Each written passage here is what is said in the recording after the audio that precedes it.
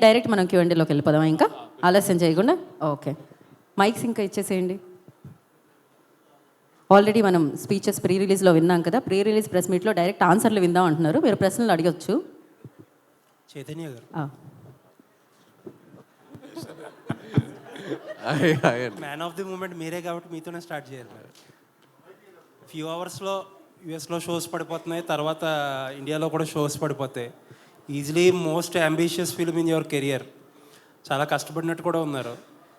Fans కూడా చాలా నాళ్ళ నుంచి కొంచెం బాకీ కూడా ఉన్నారు ఫ్యాన్స్కి. సో ఏం ఎష్యూరెన్స్ ఇవ్వబోతున్నారు ఫ్యాన్స్కి? మేమందరం కలిసి సినిమా చూసామండి, మొన్నే చూసాము. వెరీ వెరీ హ్యాపీ, చాలా పాజిటివ్గా ఉన్నాము. And especially half an hour of the film పీక్స్లో ఉంటుందండి. అన్ఎక్స్పెక్టెడ్. మీరు ఎంత ఎక్స్పెక్టేషన్స్ పెట్టుకుని వెళ్ళినా లాస్ట్ హాఫ్ అన్ అవర్ అయితే డెఫినెట్లీ మీరు సర్ప్రైజ్ అవుతారు. So I'm very satisfied. So ఆ నెంబర్స్ గురించి కూడా ఏదో వాసు గారు అప్పట్లో ఏదో నెంబర్స్తో స్టార్ట్ చేశారు. ఈ సినిమా ప్రమోషన్సే నెంబర్స్తో స్టార్ట్ చేశారు, 100 crores అది ఇది అని. సో ఇప్పుడు మీరు ఒక మాట చెప్తే బాగుంటుంది. నా నంబర్ చెప్పమంటారా కలెక్షన్స్? అదే మీకు ఒక టార్గెట్, ఒక ప్రామిస్ ఉంటుంది కదా. అది వాసు చెప్పినాయండి. ఓకే. అండ్ సాయి పల్లవి గారిని భయపెట్టేశారా? అండ్ మొన్న ఒక ఇంటర్వ్యూ చూసా, టార్గెటెడ్ క్యాంపెయిన్స్ ఉంటాయి, నెగిటివిటీ ఉంటుంది అని చెప్పి ఆవిడని మోటివేట్ చేశారంట. ఆవిడ ప్రమోషన్ కూడా అక్కడి నుంచి చాలా జాగ్రత్తగా కాషియస్గా చేస్తున్నారు. ఏంటి అంటే మీ లైఫ్లో ఏదన్నా అలాంటి ఎక్స్పీరియన్స్ చేసి నేర్చుకున్న లెసన్ అది? లేదండి, అలా ఏం లేదు. తను మామూలుగా కొన్నిసార్లు ఎక్కువ ఆలోచిస్తుంటుంది. నేను కూడా అలాగే ఆలోచిస్తుంటాను. బట్ చెప్తూ ఉంటాను, don't think too much, just go with it. నీ దగ్గర ఎంతో టాలెంట్ ఉంది, సో అవన్నీ ఎక్కువ పట్టించుకోమాకండి. మీ టాలెంట్ని నమ్మి ముందుకు వెళ్ళండి అంతే, అంతకంటే ఏం లేదు. చైతన్య గారు, ఈ సినిమా గురించి చాలా పబ్లిసిటీ కంటే అంతా బాగా వచ్చింది. కానీ నాగార్జున గారి నుంచి ఎక్కడ ఒక బయట కానీ ఏది ఇంకా రాలేదు. ఆయన చూసారా సినిమా? ఏంటి ఆయన ఒపీనియన్?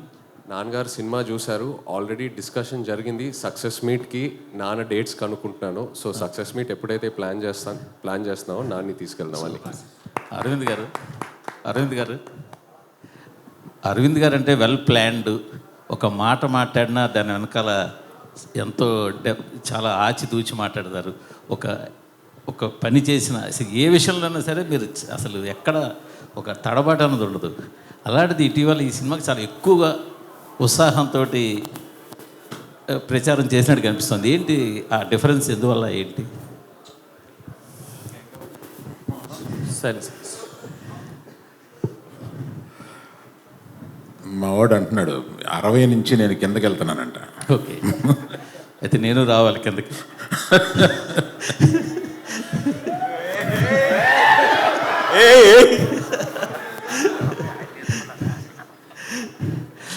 కాదు సార్, అంటే మీకు అర్థమైందా మిమ్మల్ని వేసుకున్నారు?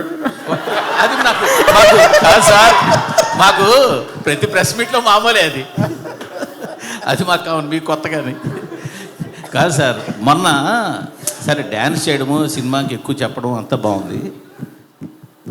కంటిన్యూ 2 సార్లు కొంచెం మాట గబుక్కుని పడిందేమో మీ నోట పొరపాటున. అది ఎక్కువ సోషల్ మీడియాలో ట్రోలింగ్ వైరల్ అవుతుంది. అది మీకు గమనించారా? మీ దృష్టికి వచ్చిందా? బాగా గమనించానండి. మరి దానికి మీ కామెంట్? అంటే నో కామెంట్స్. అంటే కాదు, తడబాట పొరపాట మామూలుగా ఒరిజినల్గా మీరు చెప్పి నో కామెంట్స్. ఇంక నో కామెంట్ అన్న తప్ప పొరపాట. సరే పోలేండి, మీరు నో కామెంట్ అన్న క్వశ్చన్ అడుగుతా. ఇది మొదట మీరు చూసినప్పుడు ఇది సబ్జెక్టు అంత వేయబుల్ కాదు అని మీరు అన్నారని వాసు గారు చెప్పారు. తర్వాత దాన్ని మొత్తం రీఫ్రేమ్ చేసి అంతా రీస్ట్రక్చర్ చేసాక సెట్ అయింది అన్నారు. ఫస్ట్ నేను నేరేషన్ విన్నప్పుడు ఫస్ట్ హాఫ్ అదిరిపోయింది, సెకండ్ హాఫ్ డాక్యుమెంటరీ నేచర్లో ఉంది ఇది. అందుకని ఆ కథ కొని ఒక రైటర్ దర్శకుడికి ఇస్తేనే ఇది పని జరుగుద్ది. అందుకని రైటర్ కమ్ దర్శకుడిని ఎతికి ఈ కథ ఇచ్చి వర్క్ చేసి మనం డెసిషన్ తీసుకుందాం.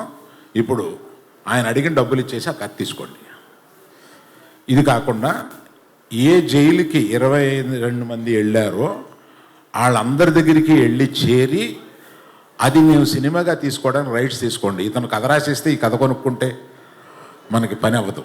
అందుకని వాళ్ళందరి దగ్గరికి వెళ్ళి వాళ్ళందరి దగ్గర నుంచి రైట్స్ తీసుకుని వచ్చి ఇప్పుడు అవన్నీ అయిన తర్వాత చందు గారిని రిక్వెస్ట్ చేశాం. ఈ సినిమా టోటల్గా వెళ్ళిన 22 మంది కాకుండా టోటల్గా 30 మంది దగ్గర నుంచి ఈ రైట్స్ తీసుకోవాల్సి వచ్చిందండి.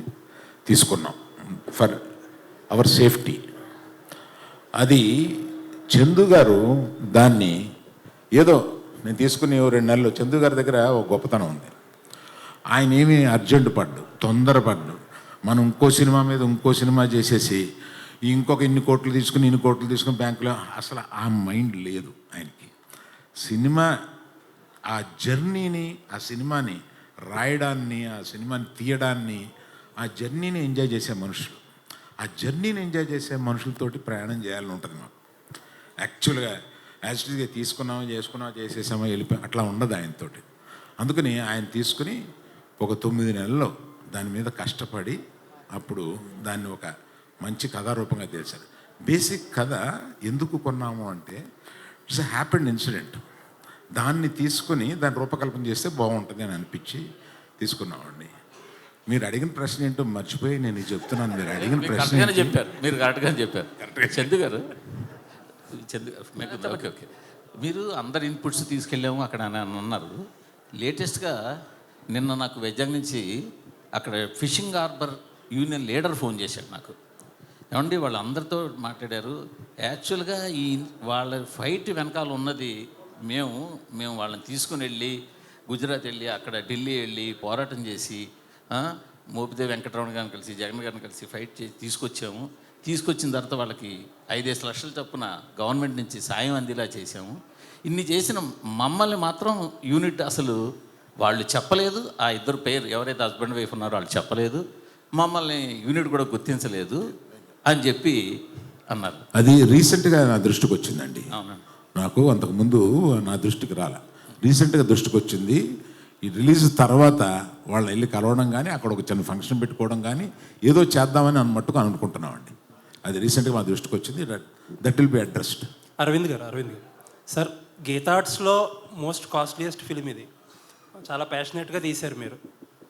బట్ మీకున్న ఎక్స్పీరియన్స్కి, మీకున్న కనెక్షన్స్కి ఈ సినిమాని ఎలా అయినా సరే మార్కెట్ చేసేయగలరు, అమ్మేయగలరు. బట్ ఈ సినిమా 1-2 నెల్లూరు సీడెడ్ తప్పితే ఎక్కడా కూడా అమ్మల. అన్ని చోట్ల మీ ఓన్ రిలీజ్. అది కూడా మీ డెసిషన్ అనే తెలిసింది. ఎందుకు అలా చేయాలని అనుకున్నారు? ఇది కంపెనీ పాలసీ అండి. జనరల్గా అమ్మేయడం అంటూ ఉండదు. 1-2 చిన్న మా కంట్రోల్ లేని ఏరియాస్లో ఇస్తాము కానీ మిగతాది ఎప్పుడు గీతా ఆర్ట్స్ మేమే ఉంచుకొని లాభం నష్టం మేమే అనుభవిస్తాం. ఎందుకంటే మనం కష్టపడి చేసే మన సినిమా మీద మనకు నమ్మకం ఉండాలి ఫస్ట్. అందుకని ఆ నమ్మకాన్ని మేము మొత్తం క్యాష్లు, మనుషులు, టైము అన్నీ కలిపి దాని మీద పెట్టి బెట్ చేయడం కాదు, దానికి ఒక అష్యూరెన్స్ తోటి వెళ్తాం అనమాట. That is the policy. Plus confidence. మేము తీసే సినిమా మీద ఆ కాన్ఫిడెన్సు. మేము ఈ సినిమా మీద ఇంకా ఈ సినిమా అనుకున్న దానికన్నా బాగా ఎక్కువ ఖర్చు అయింది. ఎక్కువ ఖర్చు అయినా కూడా మా వాసు కానీ ఆఫీసులో కొంతమంది కానీ వచ్చి కొంత సేఫ్ అయిపోవడానికి కొన్ని ఏరియాలు అమ్మేద్దామా అని అన్నాను. క్వశ్చన్ లేదు, నేను సినిమా చూశాను, ఏమి అమ్మటం లేదు, మనమే మొత్తం రిలీజ్ చేస్తున్నామని చెప్పాను. ఇది ఒకటి సరిపోయింది. All the best. చందు గారు. Hi sir. హలో. అంటే ఇప్పటివరకు వచ్చిన కంటెంట్ వరకు చాలా బాగుంది, బాగా ఇచ్చింది. మీకు కార్తికేయ దానికంటే బాగుంది అనిపిస్తుంది. నా క్వశ్చన్ ఏంటంటే డాక్యుమెంటెడ్ కథ. ఈ కథ ఏంటంటే డాక్యుమెంటెడ్, చాలామంది ఫాలో అయ్యే వాళ్ళకి తెలుసు. ఈ డాక్యుమెంటెడ్ కథని మీరు స్క్రీన్ ప్లేలో 2.5 గంటలో ఆడియన్స్ని, కామన్ ఆడియన్స్ని కానీ కథ తెలిసిన నాలాంటి వాళ్ళకి కానీ కూర్చోబెట్టుకుని స్క్రీన్ ప్లే మీరు ఛాలెంజెస్ ఏమైనా చేశారా? ఎలాంటివి ఛాలెంజెస్ అంటే క్లైమాక్స్ కూడా తెలుసు, మనకు క్లైమాక్స్ కూడా తెలుసు కథకి. అంటే బేసిక్గా ఈ కథలో ఉన్న బ్యూటీ ఏంటి అంటే, ఇప్పుడు వేరే ఏ ప్రేమ కథల్లో అయినా ప్రేమికులు ఇద్దరు పక్కపక్కనే ఉంటారు, ఒకే ఊర్లో ఉంటారు, ఒకే కాలేజీలో ఉంటారు, ఒకే ఇంట్లో ఉంటారు పెళ్ళిన తర్వాత. బట్ ఈ కథలో ఉన్న బ్యూటీయే దూరం, ఎడబాటు. సో నిజంగా దూరంగా ఉన్నప్పుడు, దగ్గర లేనప్పుడు నిజంగా అప్పుడు ఒక ఫీలింగ్స్ వచ్చి మాట్లాడాలన్నా చెయ్యాలన్నా ఏంటంటే అదొక కొత్త ఫీలింగ్ అండి. ఇప్పుడు మనం ఉన్న ఈ టైంలో ఎవరికైనా ఫోన్ చేస్తే 5 నిమిషాలు ఎత్తకపోతే ఇరిటేట్ అవుతాం. 1-2 గంటలకు 3 గంటల పాటు రాకపోతే ఏదైనా డేంజర్లో ఉన్నారా అని చెప్పి మనకు ఒక భయం వేస్తుంది. అలాంటి స్పేస్లో 30 రోజులు మినిమం కమ్యూనికేషన్ ఉండదు. ఓన్లీ ప్రేమే ఉంటుంది ఆ 30 రోజులు. కాన్ఫిడెన్స్. 30 రోజుల తర్వాత మళ్ళీ అతను వచ్చి నాకు ఫోన్ చేస్తాడు, నేను మాట్లాడతాను. 9 నెలల తర్వాత మళ్ళీ వచ్చి నాతో 3 months ఉంటాడు అనే ఒక బ్యూటిఫుల్ ఎమోషన్ ఉందండి సినిమాలో. ఇదే మా cinema. Yeah. Okay sir. Aravind గారు సార్, ఇంతకుముందు అంటే మీరు చాలా గ్యాప్ ఇచ్చారు గీతా ఆర్ట్స్లో సినిమాలు చేయడానికి. గీతా 2లో చేశారు కానీ గీతా ఆర్ట్స్లో కొంచెం గ్యాప్ ఇచ్చారు. అప్పుడు అడిగితే క్వశ్చన్స్ అన్నారు, అంటే కొంచెం భయం వేస్తుంది ఇప్పుడున్న బడ్జెట్లో అన్నారు. ఆ బడ్జెట్ సో ఇప్పుడు ఇది కూడా హై బడ్జెట్, మీ కంటిన్యూ